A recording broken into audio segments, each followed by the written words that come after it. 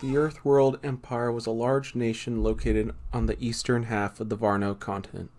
Blessed with a temperate climate and fertile lands, it was rich in mineral resources, and it boasted access to fisheries in one of the largest, most prized lakes on the continent. The empire was abundant with essentially everything. For that reason, it also had a long history of suffering foreign invasions, especially since its founding. To fend them off, the empire focused its efforts on military development, and before anyone had time to realize, it had become the strongest nation on the continent. When the current emperor rose to power, he consolidated those forces to occupy neighboring nations one by one. The continent was close to being unified under one leader for the first time in history. At last, that was the case, until the day the emperor collapsed. And that concludes my report on Crown Prince Wayne Selema Arbelast. Thank you. In a room of the building provided for her, Faish Blundell emitted a small sigh as the aide wrapped up her report. Faish looked to be in her mid-20s, and her winning feature was her flowing blonde hair, which framed her stunning face. But woe to anyone who thought beauty was all that was to her. She was presently residing in the kingdom of Natra, as an imperial ambassador of the empire. I suppose the rumors are true. He's wise and benevolent. Yes, he's been acknowledged domestically and internationally as the rightful heir to the throne. Even his recent appointment to regent went largely unopposed. I'm jealous, especially seeing how our own nation has been turned completely upside down. That aside, it's unfortunate we haven't been able to properly meet until today. Well, you relocated to Natra when you became the ambassador, right as he left to pursue his studies in the empire. Yes, Faish had first been assigned to the kingdom of Natra several years prior. Through persistent negotiations, she'd built a decent relationship with the king over the years, but now the situation had completely changed. I wonder how the crown prince will come at us today. He'll likely get straight to the point. He can't afford not to. I've no doubt he'll bring up the imperial troops stationed here. At the moment, there were about 5,000 troops stationed in Natra, a feat accomplished by a series of successful negotiations that secured official permission from their king. But Faish and her aide knew this foreign military presence was being met with anxiety and opposition by the people of the kingdom. Will he demand we withdraw? I can't say for sure. It'll be important to pay attention to his position during the meeting, but let's also keep an eye out for his character. It should be easy to tell whether he's fit to be king. Well, all that being said, anyone who hires a flam is more than a little peculiar. You mean Ninimrale? Who else? I knew many of them lived here, but I was surprised to see other countries besides the Empire appoint flam as vassals. My thoughts exactly. And it would seem this kingdom has a history of accepting them that is far older than ours. Natra must seem odd to nations in the West, since their people only treat the flam as slaves. When the empire fully unifies the continent, will eradicate such senseless values and traditions. Well then, let us head to the meeting. Faish stood from her chair. This was the first time they'd be coming together for official business and exchanged words beyond a few simple pleasantries. If our information is correct, our lack of progress is nearing its end. We must ensure our troops remain here, no matter what. With this firm resolve, she set out for the meeting. Faish Blundell was originally an ambassador to Van Helio, Ninim commented, feeding Wayne some basic information as she trailed after him down the corridor of the royal palace. Say, Van Helio is a large nation in the west. Why would she come here? When they were in public, their speech was strictly that of master and servant. Not that speaking this way was particularly difficult. They had a long time to practice and adjust to switching back and forth. Well, she was caught up in political turmoil occurring in our homeland, and ended up in Natra while you were in the Empire. She may not be rising through the ranks anymore, but she's still very skilled and talented. If she's that good, I bet she's bored of living in our rural kingdom. Actually, according to her, she is quite satisfied. Our sources have said she's openly stated she's weary of dealing with politics. He smiled wryly. I see. Whatever the case may be, I'm delighted to hear outsiders taking a liking to our nation. But if she's that brilliant, I don't anticipate this meeting to be a straightforward one. The issue at hand is the occupying Imperial soldiers. Ninim mentioned. This will be tricky. Wayne sighed inwardly. Yeah, can't argue with that. To begin with, why were they even in Natra? On paper, they were using the region to practice drills. That wasn't the whole truth, of course. There were a number of factors at play, but they all led to the same core issue. The kingdom of Natra was in a vulnerable geographic location. Imagine a rough ellipsis. Let's say that's the continent of Varno. Next, picture the giant's backbone, a mountain range stretching from north to south, dividing the continent into two equal halves. It acted as a barrier between east and west, resulting in completely different policies, races, ideologies, and cultures between the two. Of course, it wasn't as if travel between them was impossible. In fact, plenty of roads connecting the two halves had been established in recent years. Unfortunately, most of these paths were only useful for trade and private travel. Compare those roads to the blood vessels in the human body. You take this analogy further, an artery would be a major road that could support the comings and goings of hundreds of thousands of soldiers. There are relatively few major arteries in a human body, and they serve an incredibly vital function. Similarly, these roads hold immense commercial and militaristic value. For a country aiming to complete dominion, one might even say these roads would be indispensable. And it was directly through the kingdom of Natra that the continent's northernmost artery ran. In its bid to control the western lands, this was not a place the Empire could ignore. Why did this happen? When the Empire stationed its soldiers here, it paid a considerable sum of money for the privilege. It wasn't a one-sided agreement. That said, having foreign soldiers on the kingdom's land was like having a knife pressed to the throat. It made the citizens nervous, and the domestic troops didn't approve either. Well, to be exact, the military was expecting Wayne to force the Imperial soldiers to withdraw. It wasn't as if he didn't share their sentiments. After all, it wasn't just a concern for national security.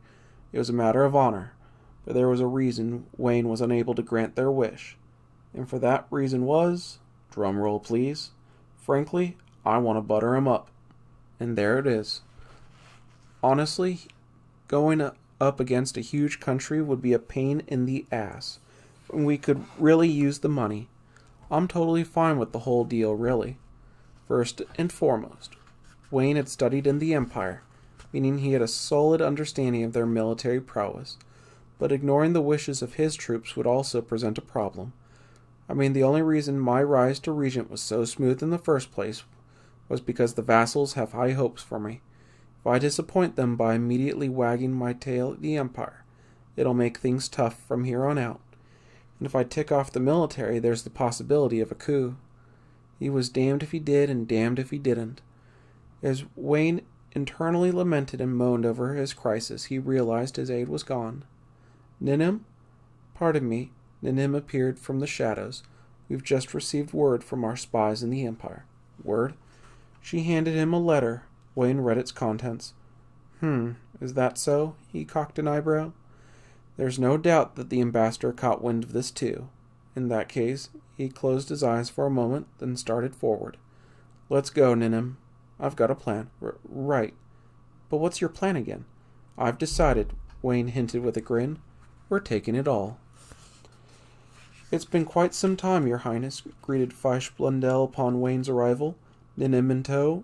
With her aide by her side, she had been waiting for them in the reception room. I have made your acquaintance on a previous occasion, but allow me to formally introduce myself again. I am the ambassador of the Earthworld Empire, Faish Blundell. I am the prince of the kingdom of Natra, Wayne Salema Arbalast. With that, they sat down. Faish was the one to start off the talks. Thank you for meeting with me. Please accept my sincerest congratulations on your Highness's ascension to Prince Regent. I do hope I am not too bold in saying we keenly feel the kingdom's grief over His Royal Majesty, the King's condition, and see your promotion as the only silver lining among these darkest of times. Thank you, Ambassador Blundell. I know I'm carrying the hopes and dreams of many on my shoulders. I intend to do my best not to betray my people. I look forward to working together to foster a cordial relationship between Natra and Earthworld.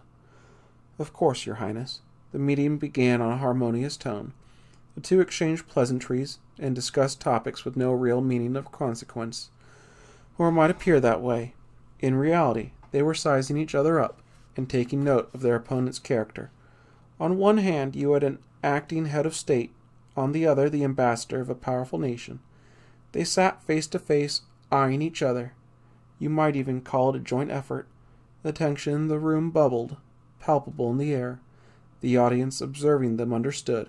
The initial conversation was a calculated, critical dance to find out who had more of an edge. So it's true. He's the real deal. Faish reminded herself not to underestimate him. Usually the young and inexperienced want to see immediate results, but he acts like he has all the time in the world. He doesn't let his title get to his head, but also speaks easily with someone of my station. He just became regent, but he has a regal air. But she knew her questioning would be thorough, and her talking points were solid. Having said that, she would not resort to underhanded tactics or aggressive interrogations.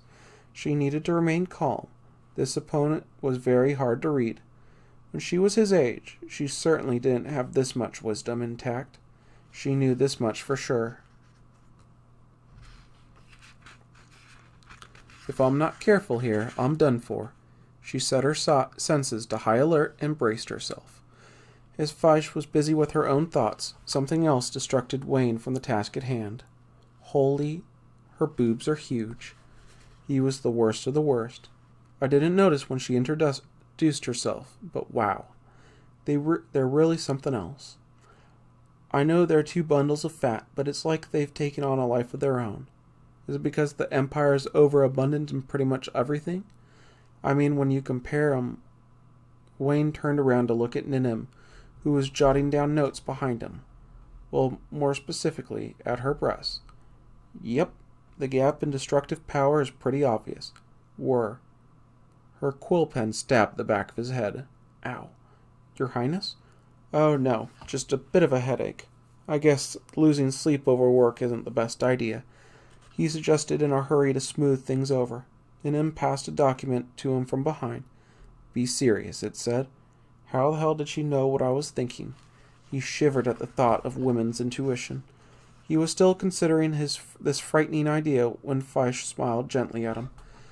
At any rate, I feel as though a weight's been lifted. To tell the truth, I had some concerns prior to our meeting about forming good relations with Your Highness, but this has assured me that those fears were unfounded. I'm glad to hear you say so, Ambassador. This partnership will certainly help me out and solve some of my worries. Well, I assume you have a never-ending list of worries, now that you are taking over the duties of your office. Like trying to drink the sea, pleasing your citizens, meeting with foreign nations, forming relations with the nobility, strengthening the military, increasing funds, supporting our industries. I take many things into consideration, which would also include, she said, her eyes glinting shrewdly, our soldiers stationed here. The air froze. The prelude had come to an end. The true battle was about to begin. Well, how are you going to respond? Faish eyed him carefully. Wayne opened his mouth. Maintaining relations with the Empire is my top priority. In that case, she started. However, he interrupted, the truth is, the presence of a foreign military makes my own troops uneasy. But his confession had no effect on Faish. She had expected that he might say that. He wanted to save face with the Empire and still win over his people. Now it was time for her to negotiate, with funds or commodities, until they conceded. She had predicted those concessions were his aim. Of course, he had come fully prepared. This is exactly why Wayne's next statement bewildered her. So I plan on removing the source of their worries. What? Removing, you say? Yes, as I mentioned before, I'm very interested in maintaining a cordial relationship with the Empire. To do that, we should attempt to bridge the gap between the two, don't you think? You're right. This is bad. It was clear he had some sort of ulterior motive, but she couldn't figure it out in time. He was setting the pace of their conversation instead of following her lead. But she couldn't regain the initiative at this very moment. Not now. It wasn't the time to set things straight. I'd like to take this opportunity to restructure the kingdom's military. Restructure your military? It pains me to admit our armed forces are weak. After all, we haven't spent much time on a real battlefield. This inexperience and naivete has caused friction with the Empire and prevented us from forming a real partnership. And you want to smooth things over by overhauling your military organization. Exactly. The problem is, we won't see any progress or growth if we continue to rely only on our limited knowledge, and we don't have the necessary funds to carry it out to boot. Wayne smirked. So, Ambassador Blundell, could the Empire give us their funds and the military expertise? Faish stood dumbfounded. But it wasn't just her. Her aide and Ninnim were also seized by shock and agitation. How stupid. There's no way we'd accept those terms, her aide screamed internally. A crease formed between Ninnim's brow, requesting the Empire to not only train our kingdom's military, but also pay for it? That's way too unreasonable. Maybe he's starting big so his next request seems more fair. The two instinctively shot Wayne a skeptical look, but it was no use. He was convinced his plan was perfectly sane, and in truth, Faish's reaction was vastly different from the two aides as she sat across from him. Will this resolve our strife? This small gesture will be enough to reach the hearts of my men, and I plan on doing my part to solve the problem as well. She sank into silence. Though her mind was a maelstrom, with all eyes on her, she finally caught up with her thoughts enough to speak. Again, understood. We can discuss the conditions at a later date, but we will accept this proposal. Thank you, Ambassador. I thought you might understand. They shook hands firmly as their aides stared in disbelief.